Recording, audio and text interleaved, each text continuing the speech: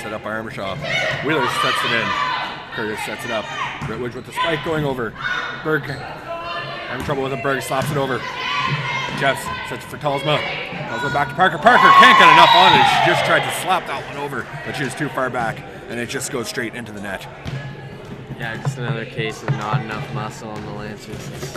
It's really been a case of error. They put a lot of balls that just either had too much muscle on it or not enough. They dumped them in the net or long. So tomorrow they're going to have to sort that out for sure. Ritwidge spikes that one, and it looked like it was going to go out. It was touched by O'Donoghue. Sorry, that was Berg, and it goes straight out. Ritwidge was very fortunate on that one. As you're right, that was going well long, and Armishaw pulled that one back in. Ritwidge serves that one over. Gets up. O'Donoghue right into an open court as the sliding Robin Beauchamp can't get a hold of that one.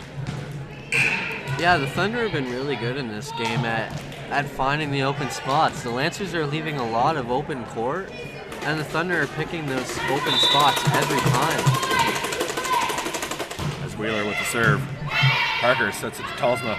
Curtis spikes it over and in as Wheeler cannot dive over to get that one. Lancers trying to keep their slim hopes in this game alive. This is 21-17 in the third set as Algonquin leads it. And that one gets bumped over by Armishaw. Kept up and just in the middle as Curtis, Beauchamp, and Talsma were all going for it. All three of them were in the circle, and then all three backed out. Yeah, Curtis was on that ball, right about to hit it. Everybody called her off. She moved away, but because she had her hands up, everyone said, oh, she must be hitting the ball anyway. And everybody backed up, and it fell in between three Lancers. That one comes over, and that was Lynette Mellick. Can't get a hold of that one. She's having trouble in this third set. 23-17. You really get the sense now, Mike, that things have just slipped away from the Lancers. You look at their coaches, they're all dejected. You look at the players, they're struggling right now. But there's Amy Parker making a nice play to try to get the Lancers back in this game. That's what they need, more positive playing. Amy Parker is still working hard to try to keep the Lancers in this set. As Curtis comes up for the serve. Goes in Berg, the tip. Not sure what happened there, as it looked like Jenna Armishaw reached over the net to pull it in, and they called that a Loyalist point. Yeah, they're ruling that Armishaw's hand was way over the net on that one. She argued that it was actually the Lancers player. Nonetheless, the referee wasn't having any of it. And a block from Leanne Jeffs on Burkhardt. Just like that. The Loyalists may be back in this, 23-20, led by the Algonquin Thunder as Algonquin calls that timeout. The Lancers need to continue to get a little bit of a roll here. They need to win 4 of the next 5 points if they want to stay in this match. As the Thunder coach calls a timeout there to try to slow the pace of this game down. To me, calling a timeout at a point like this is kind of like calling a timeout at the end of a football game when the kicker's going in. You're trying to ice it down and make it so it's much more difficult to play the way you had before. Definitely some good play from the Algonquin Thunder, but the last couple plays have all been the Lancers as they're coming on strong here at the end of this set. I mentioned that it looked like they were down and out. The players, it seemed like maybe the players fell down and out, but they've turned around here the last 3 points. They've ripped off all 3 points, and they don't look so down and out now.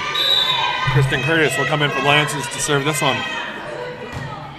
She gets that one over the net.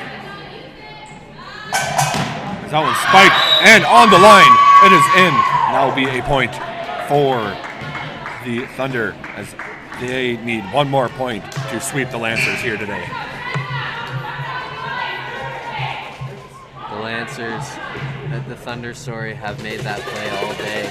That's probably, I'd say at least double digits the amount of times they hit that cross-court back corner shot like that. The Lancers have watched. That one goes in, and that will be it for the Loyalist Lancers as the Algonquin Thunder take this set 25-20 and the match 3-0.